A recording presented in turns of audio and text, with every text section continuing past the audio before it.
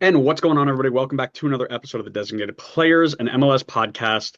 We're here at What Went Wrong is continuing. This series is just getting knocked out day after day. It's a lot of fun, but it's about to get a little bit more difficult. In the past, we were doing teams that were out three, four, five games in advance. It was kind of easy to figure out what went wrong with those teams. But now we're getting to the group where they missed out by a game or maybe two games, and it's going to get a little bit more difficult to figure out what went wrong to cause them to miss the playoffs. And one of those teams to start off is the Houston Dynamo. So, of course, I couldn't break it down just in with nearly enough detail as is required for this series. So we brought back our friends from Foxtrot to chat about their season. How we doing, guys? What up? What up? What up? Thank you for Hi having there, us in, sir. man. But hey, like I said, it's been therapy for us over and over. But man, the dynamic Yes, foxtrots with me too, right, Andres? definitely. And we have plenty of therapy sessions for the past 2 months, you could say. And it's the Western Conference has been such a interesting beast that we've been in contention for to make playoffs heading to decision day until last week. But we got plenty to talk about, of course. Oh, I'm sure of it. I'm sure of it. And you know what? I'm going to spring this on you. I forgot to remind you before we started, but you guys know we do Scarf of the Week here. I forgot to remind you. Is there anything on your wall you want to point out and maybe a new addition or one of your favorites? What you got? Look, I'll just make it easy because, well, is that the one they gave us? I think this is the one they gave us this weekend for fan appreciation. So, wow, I mean, fan appreciation, but this was our 20-year celebration supposed to be. I'm sure we talked about it previously, but what a joke of a celebration. But hey, yeah, I mean, it still says Forever Orange, and it is always Forever Orange, but it's got the little Space City blue colors in it. So I enjoy the scarf. I like the scarf, and it was one of those where they gave away at the end of the game instead of before the game. So it was nice to actually get one. I do have one. I think last time I showed the pizza scarf. This Mhm. one that I got back in 2021, it was a scarf that was part of a fundraiser that it was done between like six different supporter groups. This was during the freeze back in 2021 when like half the state lost power. It was a nightmare. But it was mainly just after the search. But I believe, yeah, we got the support section with the Texan Army and Dallas Beer Guardians and the search, of course. And I think the ones that started was Austin's, but yeah, we also had like the supporter groups for Austin and also San Antonio FC there. But it was pretty cool scarf. I've been keeping around, but yeah, it's pretty awesome. I love that one. That's got to be one of the Yeah, cooler ones that we've seen here. I mean, that's so unique getting all of the teams together from the state to go and pitch into that fundraiser. That is super, super cool. yeah. Mine is the same one I brought out because I haven't updated anything in recent times. But we got the Houston Dynamo on one side. We got the flip it. We got the old logo. It's it's not too bad. Not too bad. I'll take We're it gonna have for to trade this. some scarves. Yeah, yeah, we'll have to update. I got a whole big wall here. The problem is I keep saying like, oh, I want to pick up like the new logos and this stuff, but I've got nowhere to put them. I've run out of space already, so I need to find a way to get them all up on the wall. But we will find a way for the updated stuff soon because I can't just keep rolling out the old stuff. So we're gonna have to focus on that soon in the future. But right now we need to go into Virtual the wall. past. Yeah, right now we need to go into the past and talk about what went wrong with the Houston Dynamo's 2025 season. I want to send it over, and I'll let either of you go first, and just give me like your number one reason for what caused you guys to be looking on the outside this year. Definitely. I went into the season with a lot of hope in the front office, particularly everything that up to this point, the general manager, Pat Austin, and the technical director, Ashley Melson. Leading up to this year, obviously, we won the Open Cup. Last year, we got the most points in the regular season in club history, and we were looking pretty solid. Like, regardless of what happened in the offseason, I had a lot of faith into the front office and what they would have to do. And it was a fairly big offseason because we got rid of Hector Herrera, we got rid of Oko Carrasquilla, and a few days before the season started, we got rid of Mikael, which is one of the columns, the most important columns that we have in the back line. And we were like, I guess the front office has a lot of faith in the back line that we have, and they're gonna take a stab on a lot of players, of course, Jack McLean being one of the highlights of the offseason, being brought over and still being as important as we thought it was going to be. But this year proved to be a nightmare because there's a few things called injuries, there's things called player form, and of course the most important one being that the team failed to gel or at least perform consistently to the point that you could squeeze into the playoffs. And I feel like that's what like past the halfway point of the season, I felt like the Dynamo front office were aiming towards that. And for us as fans, it felt really miserable because we looked at all these games that were happening and we were hoping for the Dynamo to bring in someone big in the middle of the summer because like the team was barely scraping by wins. We haven't won in like there was one point we haven't won a game in like almost 2 months, and I mean we're coming off big wins against New York City FC and San Diego FC on the road, and we were like, I guess we got something going, but that that didn't turn out to be anything. Honestly, it turned out to be more so fluky wins, kind of like a lot of results like home and away, especially at home because we struggled big time to get wins even at home, and it was just an amalgamation of reasons and players being missing for injuries and all like anything you can think about.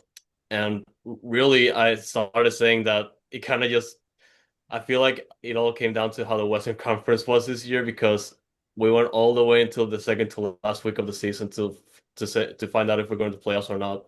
And I've been saying like how the team has been playing all year long, how the team has been like doing leading up to the end of the season, they don't deserve it because we're setting up for failure here. We can't even get the points that matter Mhm. in the most important occasions. We keep saying, okay, you gotta win this week. They draw. We gotta win this week. They lose at the last minute, and it's just like repeat or repeat or repeat every single week. So honestly, it was really, really disappointing. This is the team recorded the most home losses in team history, which has is absolutely unheard of. We tend to be historically good at home, and this year we broke records in the opposite way compared to last year. And it's so funny that you mentioned that because I think I remember talking through all of our season preview episodes where we all predicted the East to be a little bit stronger than the West, but that meant that what you were watching in the East was playoff position, right? You were going to watch who's going to get the top four, who's going to get the bottom four, who's going to get in the play-in game, right? That was the thing to watch. And you actually saw that at the end of the year. That's how it played out. Decision day means nothing for the East unless you're already in the playoffs.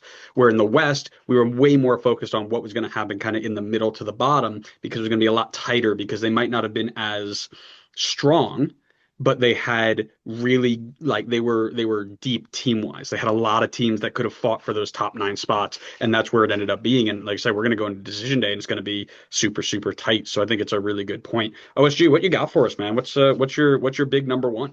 I'll be quick because I broke it down into three things that kind of stood out through this season that everybody can go back and debate about left and friggin' right. And Andreas mentioned one of them, the not replenishing the players that left. Mikel leaving on the last second was a kind of a blow, but at the same time, it brought us 5 million in return to replenish the bank account. So we're expecting a return. We did not get that return, or we kind of got that return in bits and pieces, like three signings and center backs. Also, what took place was injuries to our center backs. Eric Ciacinco, I hate trying to say his name, but Eric, uh, he only played 14 games the entire season, which was the least of our main center backs. We have Pablo Ortiz and Antonio Carlos, who came in at the end of the season and played a nice number of games here at the end of the season, but also got injured. One took a red card. So center back line was just devastated with injuries the entire season. You had Femi Oedesu playing 90 minutes at times when he's probably a player who's between dose and between next pro and between MLS, and he's just getting put on a lot of pressure and still needs time to grow. So struggling with that, and then we'll go to where we have situations where we question the tactics and Ben didn't adjust, or we felt that Ben didn't adjust appropriately with all these injuries. You got to change your style a little bit, especially when the league is figuring you out, just to get it back to where you can you get your players back on return, and then you can install your style back. But he didn't make no adjustments and kind of left us in a hole. The defense screwing around with the injuries and just did not perform well. Nothing executed right. 20-year celebration was just blowing out the friggin' Yes. door. Andreas mentioned the home record, the losses, coming off the most points in a season. Doing well with Ben. We're happy with the front office. The other thing is the front office didn't replenish our players properly. We said we were bringing pieces in and not bringing whole cookies in. So we were dipping our hand in the jar, but we were getting crumbs. And so that's something that this offseason is going to have to be a great improvement, and the fans are watching. Well, I actually want to jump right off of that because that was my 1A, right? Because I think I have like two and a half reasons here. My number one was the timing of transfers and the way that you replace players, right? So, leading up to the season, there were two big ones that came in with enough time where it was like, okay, this is in preparation for the year, and that was McGlynn and Duenas, right? Then Right. you bring in three other players that were there a week before the season started. So they really don't have a lot of time to adjust. And then at various points throughout the years, you made a total of 10 transfers in the middle of the year, whether it's, a month into the season, 3 months into the season, or right at the very end, like we were talking about with Antonio Carlos, for example, all coming in at various times. So it very much felt like instead of taking a squad and putting them onto the field to play a system that was, cohesive and together, it very much felt like, oh, we're missing somebody. Let's just pick and plop. Oh, we're missing another player here, pick and plop. And let's just see if we can put it all together and make it work. And it very much felt like it obviously it didn't work, but it very much felt like at any given time, instead of trying to figure out what is our group and how do we improve it internally, it very much felt like who can we buy to plug the gap and just get us across the line. And then to follow up that point right there, it's also the fans have been questioning how much cohesion between the coaching staff and the front office is there. Is the front office just picking players out of the scouting network and saying, hey, Ben, we got you one. We finally got one across the line. What can you do with this guy? And Ben looks at him, is like, oh, well, he's okay at practice. I don't know if I can use him. And we had one player come in, Alessandro, who we brought in, signed I believe a 3-year deal, and immediately loaned him out 2 months later. So and he got a few minutes of playing, but Ben didn't use some of these players. Damian Lowe, a Jamaican international, did not play a minute for us, or I think maybe played 2 minutes for us or something like that. So question these moves, as you said, right on point, and Yeah, that'll be well, something that have a lot of GAM available, a lot of everything available this offseason. Yeah. Well, let me pick your brains then, both you guys, on Benny Ball, right? That's kind of a running joke here because obviously in the Eastern Conference we saw him with DC forever.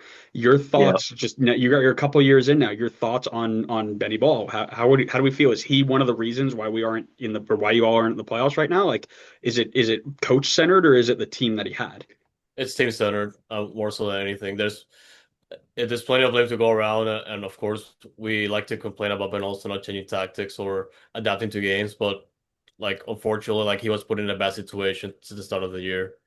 Like we did not have, like OSG said, we did not fill the gaps that we had to fill before the season started, and we relied a lot on the gambles that the front office took. So, like some of the blame could definitely be on Ben, but I feel like a lot of that blame also goes to the front office because he was pretty much left unprepared and not having that the roster filled with the players that he needed.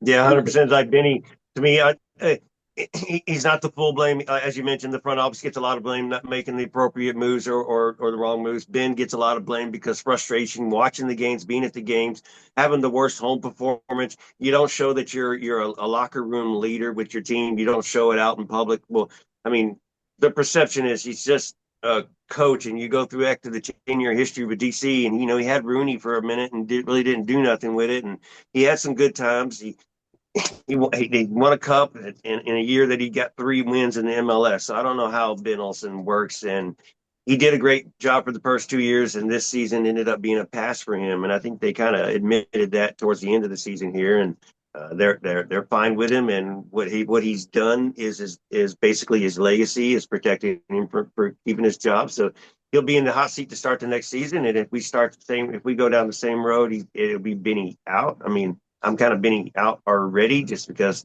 I can't stand a non-tactical coach who can't make adjustments, and when the fans are even like kind of on board with it, man. So yeah, Benny Ball kind of and it was good for a moment. Now it's burning.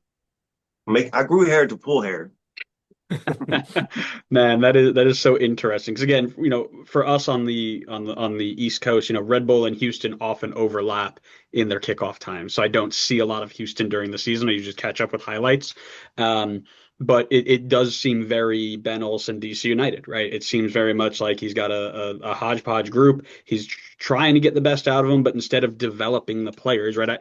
Off one hand, I can probably count the number of players at DC United he's developed and turned into players, right? A lot of the times it feels like they just got him already existing MLS talent or already existing overseas talent. Like I don't remember a lot of players that have come up through that system and thrived under Ben Olsen, and it seems very similar in Houston. And one of the reasons I bring that up is because I'm worried about his impact on the midfield, right? So my other point was this idea that you mentioned very, very early on, right? Hector Herrera, Coco Carrasquilla, both of them gone, right? That's a lot of talent and a lot of experience in the center midfield that had you so successful last year. And you brought in reinforcements, but as we mentioned, they were either not quite fitting the same profile in Jack McGlynn, or not having enough experience in Eric Duenas, or not having enough time to gel with their system, right? Those three combinations of things are leading them to be less than successful. And now you look at the group, and you've got tons of potential in there, right? We just mentioned Jack McGlynn, of course, Brooklyn Raines looking fantastic at the U20 World Cup. And Eric Duenas is this other guy who's supposed to have this really high ceiling. It's a lot of youth, it's a lot of potential, but how are they going to develop that? It seems like it really didn't take a step forward this year. Is that something you would agree with? Eric Duenas didn't get to play much at all. You Yeah. probably go back and look at his numbers. It might be a less than a double-digit number of games that he got to participate in. He even got to play at Dose a few times because we're not utilizing him. There's a couple players. So Ben is stubborn. He likes his players, and he uses the same lineups. You can pretty much predict the substitutions that'll be made in a game, which is nuts as well, because that means the other coach already knows what the hell you're going to do, Ben, because you don't change stuff up. Andrade was a great pickup for us this season, playing the left back, and we signed him to a contract. So you mentioned Jack McGlynn, you mentioned Brooklyn Range, you mentioned Andrade. These are people that within a year are most likely going to be sold or bought in whichever way it happens first. And two of those, Reigns, who you said having a great U20 World Cup, is getting eyes now from maybe second division, maybe first division lower teams in European. McGlynn, of course, he's not. We don't know when he'll go. He'll go right after the World Cup, most likely. So we're going to have another gaping hole. So we'll see if the front office is prepared for it and what Ben can do to make those adjustments. Because Arthur's getting old. Junior Urso had an extra step this season, but he's getting old. Sergio Santos come in here at the end of the season right here and with a nice little spark. So, but he's on an option. We don't know if he's going to even return next season. So a lot of Yeah. questions, a lot of big questions going into this offseason, man, a lot. And we don't Um, know. And right now, there's not a lot of trust. and I wanted to add that we haven't even mentioned Lawrence and Alley, which is you could argue the only Oh, yeah. offensive engine that we have. And it kind of goes to what OG was saying. Like, it could be sold at any moment because he's been showing like these flashes of just being insane and being able to break through our opponent's backlines, which nobody else in the team is doing. And we're still waiting for the situation between Enos and Quinones. We might get a winger. We don't know. But Lawrence and Ali is an important piece of the offense right now. Yeah, no, I like I said, it just seems like there are a lot of pieces, and I'm not so sure, going back to our second part of the conversation, I'm not sure if Benny's the right guy to put them all together, but we'll have to see. And I kind of want to wrap this thing up here. One big overarching, and each of you can give me one, but if you could fix one thing right now, 100% before going into 2026 to give you the best chance of success, what is that thing? What are you going to make perfect right now? Go ahead, Andres. I'll let you set it up. But, man, that's a good question, bro. Yeah. I mean, It's up. to start the offseason, it could go one of different ways, but for me, it would definitely just come down to get those process decisions out already because we have to start building a team now. We do have a lot of contracts going up and on options going up this offseason. So, I mean, the earlier you start those conversations and the earlier you start playing those young players on decision day, because this again that doesn't really matter. Like if you want to play the guys that want to be here next year, I'm down for that. You could even say those season is over for Dynamo 2 and MLS Next Pro. But yeah, just keep the guys that want to be here. Uh, cut cut the players that you feel like they haven't been serviceable this year, and the guys that don't want to be here, and just get to work. Yeah, the free agency during the offseason right here is what's going to be huge. Something that we can fix is we definitely need to hit our targets better than what we've been hitting, instead of just getting all these players that come riff-raffs. Let's I need a more composed, solid player. Let's just analogy for the kids, when you look them up on FIFA and they got a nice rating, instead of these other players that you're going to naturally see on the bench when you're playing FIFA. But man, it's tough. So gotta hit those marks in the off season. Like Andreas said, we have so many players with options. We got to figure out if we're going to opt those people in and opt those people out, and build and see who's going to be here. And man, it'd be nice if we could go get us a nice big center back that is experienced and healthy and doesn't have a career track of being hurt, but with age that could come at any moment. So front office off season, big move, find the Yeah. centerpiece. Yeah, Who well, is the and I think centerpiece? that's big for a lot of clubs right now is you have to hit on your moves, right? And that's if you don't make the playoffs, that's one thing. And a lot of those teams have roster flexibility. They're able to move on and make decisions that are going to impact the team long term, and they have to get it right. So I completely agree with that. And again, I think the overarching theme here is your ownership needs to step up and figure it out. Because if they don't, you're in for another couple of years where you're going to have to get it, because you're not going to sign players that are going to be impactful to 1 year deals, right? You're signing those sorts of players to 3, 4, 5 year deals. So if you sign them to that level of a deal and they don't pan out, that's a recipe for disaster in a salary capped league like ours. But gents, I want to thank you so very, very much for jumping on again with us today to have this conversation. As no fun as it is, it is always nice to come back and chat with you all. I want to give you guys a little bit of time, tell people who you are, where to find you, and what you do. Leandro, thank you so much for letting us join here again. We always love to talk Dynamo, especially when it comes to Houston Dash, Houston Dynamo 2.